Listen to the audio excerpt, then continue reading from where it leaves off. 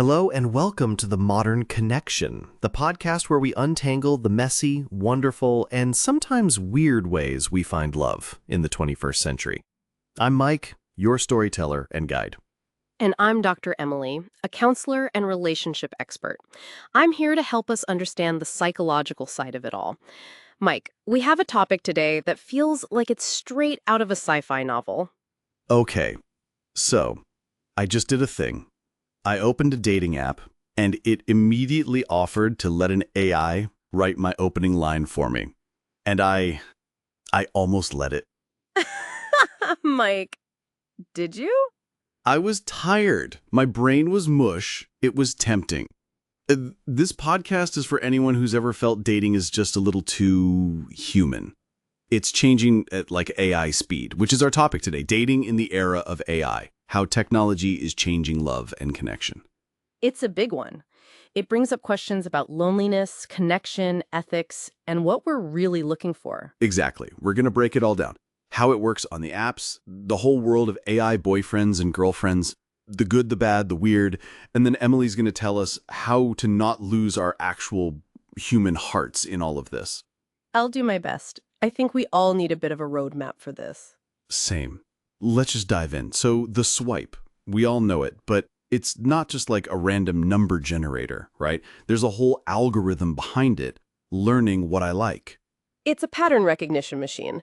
And on one hand, that's great. It can cut through the noise and show you people you might actually have a shot with. It's efficient. Efficient, right. But now it's getting proactive. Like I heard some apps will now use AI to tell you which of your photos is most likely to get a right swipe.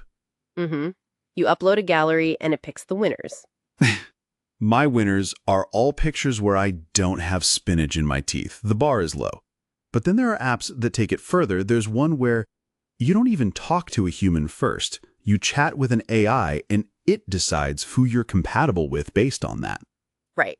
The idea is to get past the superficial and match based on conversational chemistry.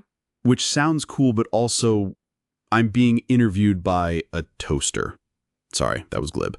But it feels strange. And then there's the bio writers. You can just tell an AI, I like dogs and hiking, and it'll spit out some incredibly charming, witty paragraph. And that's where I think we hit the first big crossroads. Is it a tool, like asking a friend for help? Or is it creating a persona? If the AI writes the bio, picks the photos, and starts the conversation, what's left of you on that date? Right. You show up and they're expecting this witty, dog-loving hiking guru, and you're just a guy who owns a leash and gets winded on stairs. Exactly. The authenticity gets lost in translation. And that's a perfect lead-in to what happens when the AI isn't just the middleman, helping you create a persona for a human date. And that idea of a persona, that's a perfect lead-in to what happens when the AI isn't just the middleman, helping you create a persona for a human date. It becomes the destination, the date itself. So we have apps like Replika. And these aren't for matching with humans. These are for building a relationship with the AI itself. This is where people's reactions get very strong. And often the first reaction is sadness or judgment. How lonely must you be? Yeah, that was my first thought, I'll be honest. But it's more complex than that. From my chair, I hear from people who are deeply anxious or grieving or who have been really hurt. And for them, an AI companion is a safe space. There's no risk of rejection. It's unconditional positive regard, 24/7. That actually makes a lot of sense. It's a safe, pressure-free way to practice connection. I get that. But, and this is a big but, what happens when that safe, perfect, always available relationship becomes the norm? Human partners are messy. They have bad days. They forget to text back. They need space. And AI doesn't. That can make real human relationships feel disappointing. Oh, wow. So you could get so used to a perfect, customized relationship that a real one feels like a downgrade? That's terrifying. It's a real risk. It can create a dependency and actually erode the skills we need for real connection, like navigating conflict or coping with rejection. Okay, so my head is spinning a little bit. We've got the helpful matchmaker AI and the potentially addictive companion AI. I'm feeling a bit torn. There's clearly good and bad here.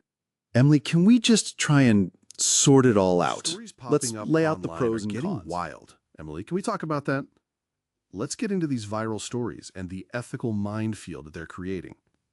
Happy to. I think the biggest pro is access. For people who are shy, neurodivergent, or just rusty, it can lower the barrier to entry. It can handle the initial awkwardness that stops so many great connections from ever starting. I am 100% pro anything that kills awkwardness. My go-to opening line for years was, "So, this is a fun interface." It did not work. See? An AI might have saved you from yourself. But the cons are significant. The biggest one is privacy. Oh, right, these things know everything. My deepest fears, my weirdest hobbies. User 384B likes a perfectly toasted bagel and is afraid of geese. Exactly. That data is out there. And then there's the bigger philosophical con. It can make us worse at dating. If you never face rejection because your AI companion always agrees with you, you never build that resilience. You can lose your social muscle. I have a friend who used an AI to rewrite all her messages. She got more dates, but then she'd show up and the person would reference some deep philosophical quote she'd supposedly sent, and she'd just have to nod and smile. It was a house of cards. It fell apart because it wasn't her. That's such a perfect, heartbreaking example. It creates a disconnect. And connection is about being seen for who you are, flaws and all, not for the perfect persona an algorithm built. And that story, that disconnect, it isn't just a personal problem. It's starting to create these huge, real-world ethical dilemmas. The stories popping up online are getting wild. Which I think brings us to the really messy stuff. It does. It moves the conversation from the personal to the societal. There is a story about a woman who built her perfect AI boyfriend. She trained it on all her preferences in past relationships, and she ended up preferring it to real men. It makes sense, in a way. Why deal with the unpredictability of a human when you can have perfection? But is it real? And then there are people using chatbots to run entire dating profiles, talking to multiple people at once. If you're dating someone and you find out half your deep, meaningful conversations were with a language model, is that cheating? Is it fraud? From a counseling perspective, it's a profound breach of trust. It violates consent. Your partner didn't consent to a relationship with a bot. They consented to a relationship with you. It's a form of catfishing. And on a broader scale, it's worrying that these tools can be designed to be manipulative, like prompting users to pay for affection. Wait, what? Pay for affection? Some apps have monetized emotional intimacy. Pay more to receive a special romantic message. It commodifies loneliness. It turns connection into a transaction. Okay, that's dark. I don't like that. So, with all this in mind, the good, the bad, and the truly creepy, how do we actually live with this?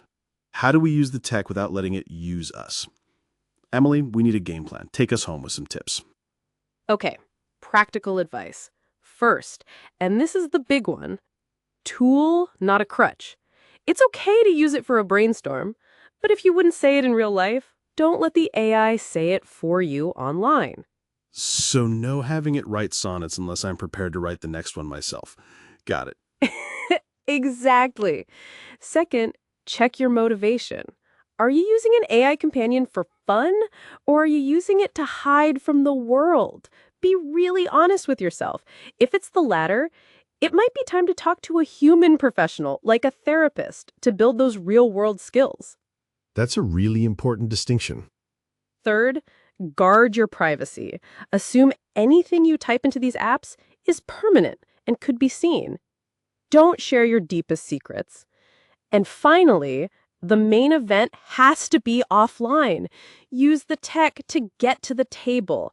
But the real connection, the magic, happens in person. The awkward pauses, the shared laughter, the eye contact. Tech is the bridge. The other person is the destination. I love that. The bridge, not the destination. So the takeaway is that it's okay to get a little help from our robot friends, but we still have to do the scary human part ourselves. That's it. The scary human part is the whole point. That's it. The scary human part is the whole point. It's a lot. It's okay to sit with these questions. The technology isn't good or bad. It's how we choose to use it. We want to know what you choose.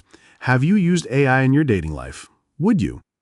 Find us on social media at The Deepcast and tell us your story, the good, the bad, the weird. We're all figuring this out together. And if you're figuring it out with us, please give us a follow and leave a review. It helps a ton. Next week, we're getting away from the robots. We're tackling a very human problem. How to have the "what are we" talk without throwing up. It's going to be a practical and hopefully less existential episode. We'll give you the scripts. Until then, thanks for connecting with us. Bye, everyone. Take care of your hearts out there. See you next week.